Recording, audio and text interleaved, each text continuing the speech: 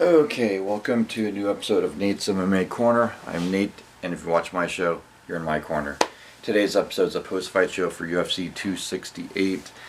Usman versus Covington for the UFC welterweight title, and do a post-fight rundown of the main card with my afterthoughts as always. Excuse me. So to kick off the main card in the lightweight division, we had Justin Gaethje, former lightweight champ in the World Series of Fighting, versus Michael Chandler, the former Bellator lightweight champion. And this was two, in my opinion, baby faces of their the mainstay guys of their respective past promotions going at it in the UFC. And I picked Justin Gaethje to win, and he won. And yeah, decision unanimous. It was a good, hard-fought fight. Then, yeah, I think Justin should get another title shot at this point. I think now that Khabib's gone, and he was number 2 going into this, and he's fighting for the belt, and he's right below Dustin Poirier, I believe. Yeah, give him the winner of Poirier and Oliveira. Then in the featherweight division, we had Shane Burgos defeat Billy Quarantillo by decision unanimous. And Shane Burgos, yeah, hard-fought fight. Billy landed some clean shots midway into the fight, but Shane ultimately got the better positions, I think, and that's what the judges saw as well. And he won decision unanimous, and it was an okay fight. Then in the bantamweight division, we had Marlon Vera defeat Frankie Edgar, the former UFC lightweight champ. KO, front kick, round 3, 3 minutes 50 seconds into it. And you know, this fight, you know, Frankie did land some good takedowns, and you never know what the judges are thinking. It probably would have gone for Marlon Vera had it gone to the judges' scorecards. But, yeah, it was a good, clean win for Marlon Vera, leave the judges out of it. And, yeah, that front kick was nasty, and he looked phenomenal. And now he's on a 2-fight win streak, and he needed this win, in my opinion, to really stay alive in the UFC bantamweight division and stay alive in the UFC in general.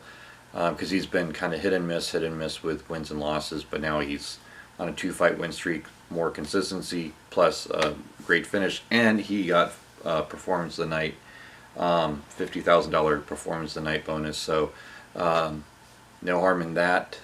Give him some more spending cash there. Then in the co-main event, we had the UFC women's strawweight title.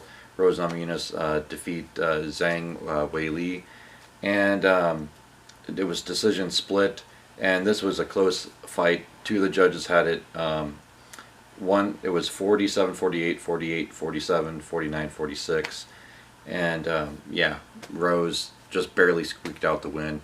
But yeah, Zhang landed some good ground game, some good takedowns, and Henry Cejudo seemed to teach her well, and it was a close fight. And I think that Zhang is still a title contender despite this loss. You know, 1 or 2 more wins, and she'll be back there in the mix.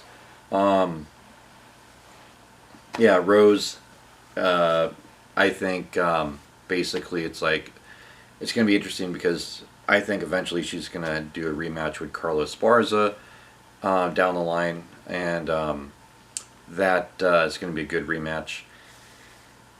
But yeah, Rose was able to hang in there and land some good clean strikes and squeak out a very close decision victory.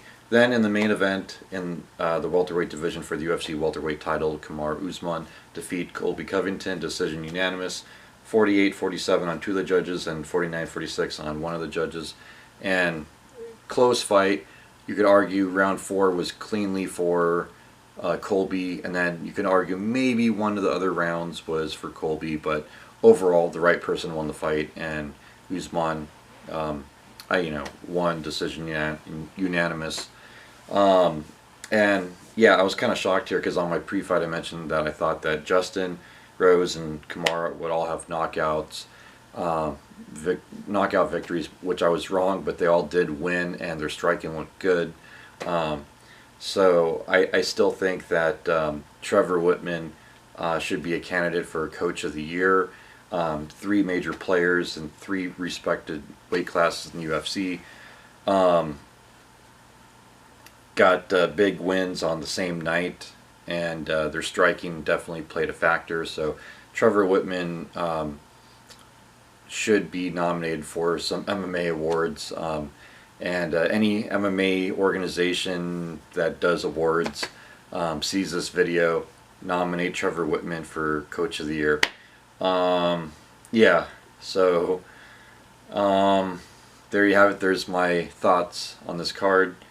It was a fun card, and you had 14 fights, 7 finishes, 7 decisions, and the 7 finishes were all by knockout.